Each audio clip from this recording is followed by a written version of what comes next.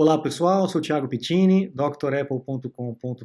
Bem-vindo ao Dr. Apple News dessa semana. Acho que é o 18º aí da nossa sequência, né? Então vamos lá para as nossas notícias dessa sexta-feira. Bom, primeira notícia é a respeito da atualização do Catalina. Você que já atualizou na sua máquina deve ter percebido que recentemente, no dia 15, na verdade, foi lançada aí uma atualização complementar ou suplementar, né, do sistema operacional. É importante que você faça essas atualizações, porque ele vai corrigindo alguns bugs e aumentando aí a questão de segurança e até implementando alguns recursos extras. Então procure lá no menu da maçã, preferências do sistema, atualização, para que você consiga fazer a atualização direitinho do Catalina. É importante o backup, nunca se esqueça do backup antes de qualquer atualização de sistema operacional, tá bom? Além da atualização do Catalina, nós também tivemos atualização para o iOS 13, já estamos no 13.1.3, com correções de erro, com implementações de novos recursos, que também é muito importante que você faça. Então entra lá nos ajustes, geral, atualização de software e faça a atualização aí do iOS e também do iPad, tá bom? Importante que você faça essas atualizações. Bom, próxima notícia, né, é a questão do iPhone XR, que a produção já está sendo movida, né, já está começando a produção do XR na Índia. E aí o planejamento da Apple é que a produção do iPhone 11 também vá para lá. Parte daquela política que a gente já vem conversando, da Apple sair um pouco da dependência 100% da China, por conta desses problemas aí comerciais que está havendo entre Estados Unidos e China. Então essa movimentação de produção da Apple é bem-vinda para a gente, para que não haja interrupção, aumento de preços, esse tipo de coisa, para o consumidor na ponta da linha, né?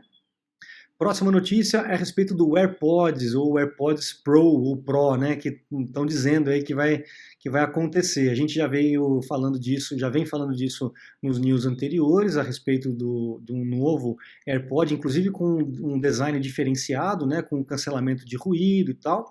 E parece que vem esse novo AirPod aí no final de outubro.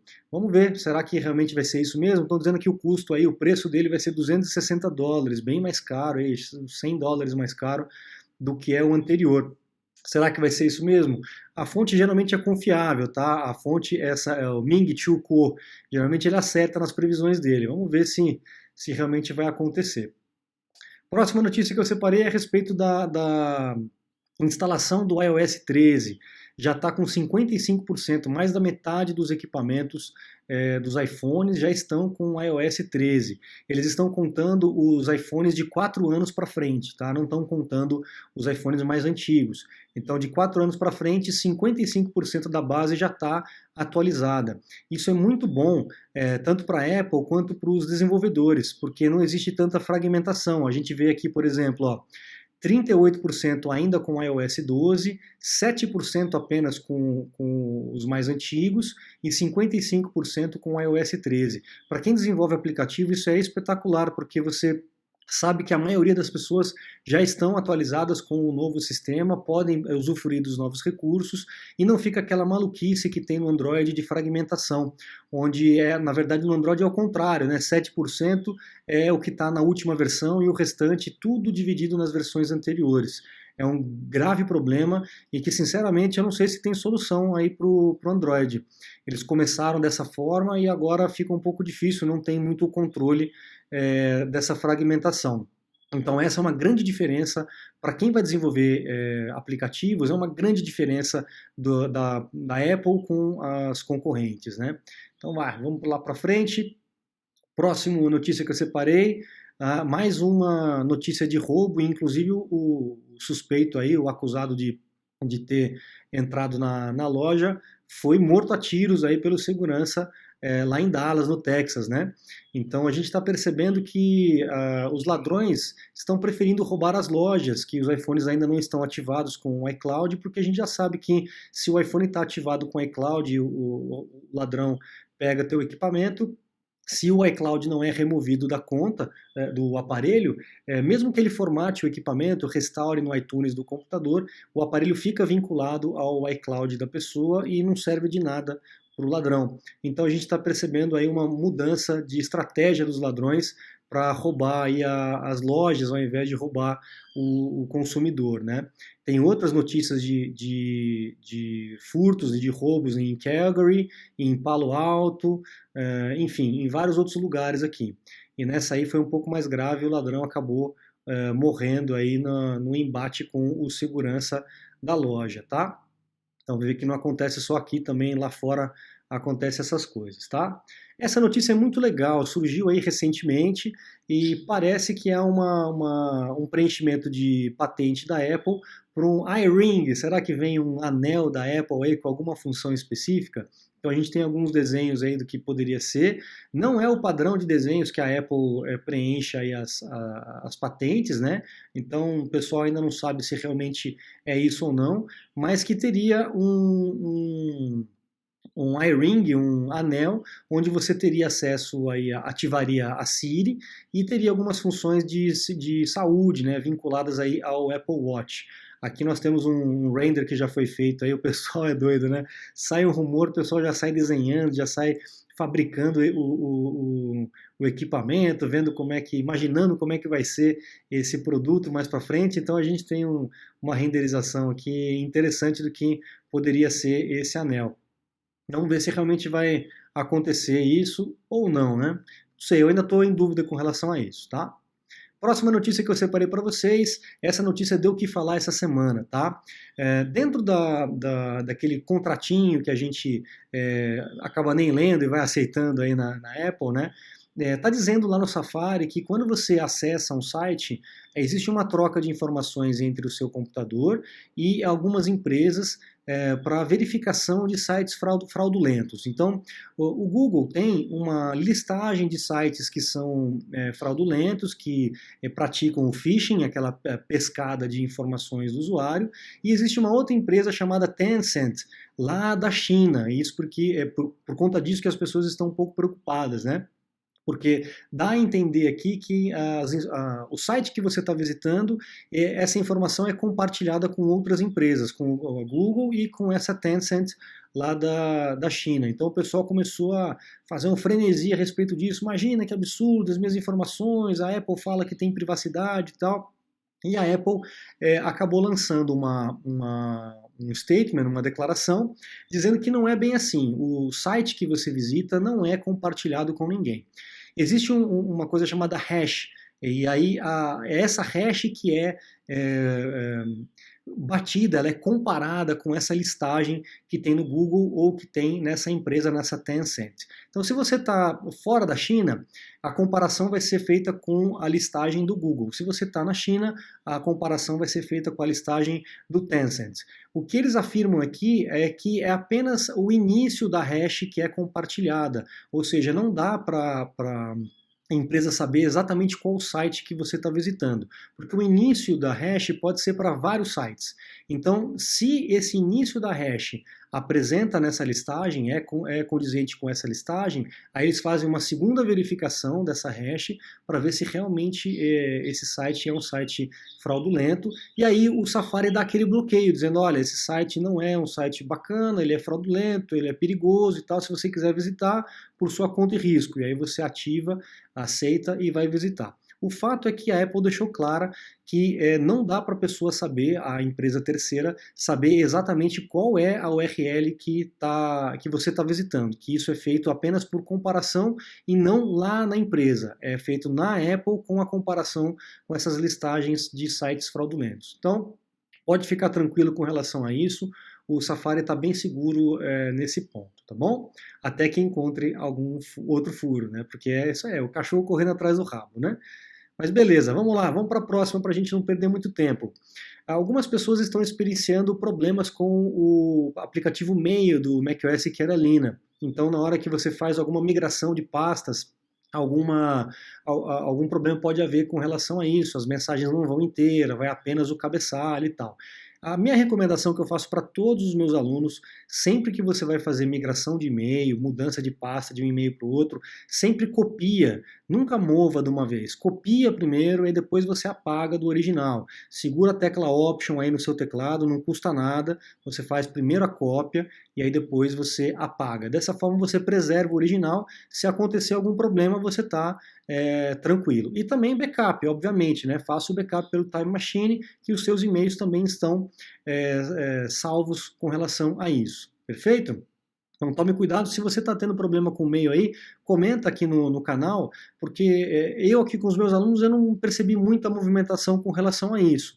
Parece que isso é mais lá fora. Não sei se é algo mais localizado, algum servidor específico ou não. Então se você está tendo problema, comenta aí para a gente saber a dimensão desse problema aqui no Brasil, tá? Próxima notícia, já está valendo aqui o Sign In with Apple. O Sign In with Apple, o que é? Quando você vai fazer um cadastro num serviço qualquer, seja ele qual for, sei lá, um site de classificados, qualquer coisa que você vai fazer algum cadastro na internet, a gente utiliza o nosso e-mail particular, né? E aí o que acontece? A nossa caixa de e-mail fica lotada de spam. Eu mesmo recebo uns 400 e-mails de spam todo dia. E não tem o que fazer, tá? Porque cada e-mail que o spammer te manda, ele manda com um endereço de e-mail diferente. O e-mail dele é um e-mail diferente. Então ele coloca uma letrinha diferente e isso passa pelo filtro. A gente categoriza aquilo como indesejada ou como spam, como está agora no Carolina, lá no meio, mas o e-mail acaba chegando porque o próximo e-mail que ele enviar, ele vai enviar com o endereço com uma diferençazinha. E aí acaba burlando o filtro. O que acontece? A gente pode agora fazer o login e o cadastro nesses sites, nesses serviços e tal, utilizando o seu Apple ID. Ah, mas pô, Thiago, aí o meu Apple ID, o meu @iCloud e tal, vai ficar cheio de spam também. Não, a Apple inventou uma coisa muito interessante. Olha só o que vai acontecer.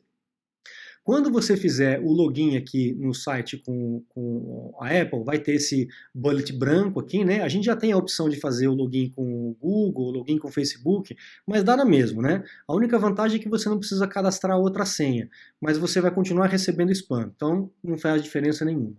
O Sign In with Apple você vai conseguir não precisar cadastrar mais uma senha e ter essa segurança com relação ao e-mail. Então vamos lá. A hora que você clica no Sign In with Apple, ele vai para essa segunda página, onde ele vai explicar exatamente como que funciona o processo, você toca no continuar, e aí aqui você vai ter duas opções, de compartilhar com essa empresa ou com esse serviço o teu e-mail de verdade, ou criar um e-mail específico para esse serviço. Você nem precisa se preocupar em criar, a Apple faz isso para você. Então ela vai criar um e-mail com um nome esquisitão, uma sequência de letras absurdas, que você não precisa ter o controle disso, é esse e-mail que vai estar lá nessa empresa, você vai continuar utilizando o seu Apple ID para fazer o login, e a empresa não vai saber qual é o teu e-mail, ela vai ter aquele e-mail esquisitão que a Apple criou para você. Resultado, a hora que essa empresa começar a mandar spam para você, você não vai receber, porque esse e-mail você não tem esse contato, você não tem esse acesso.